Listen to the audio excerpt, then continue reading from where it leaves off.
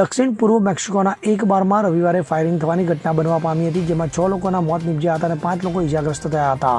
તો આ ગોળીબારની ઘટના તટીય પ્રાંત તબાસ્કોમાં બનવા પામી હતી, જે તાજેતરમાં વધતી હિંસાથી જજુમી રહ્યું છે. તો ઉમાર ગાર્સિયા હાર્ફુજ એક્સ પર જણાવ્યું હતું કે ગોળીબાર વિલે હાર્મોસમાં થવા પામ્યો હતો અને આ ઘટનાને ઉકેલવામાં મદદ કરવા માટે કેન્દ્રીય અધિકારીઓ સ્થાનિક અધિકારીઓ સાથે મળીને કામ કરી રહ્યા છે. તો હજી સુધી કોઈની ધરપકડની માહિતી મળવા પામી નથી અને ગોળીબાર શા માટે કરવામાં આવ્યો તે પણ સ્પષ્ટ થવા પામી નથી.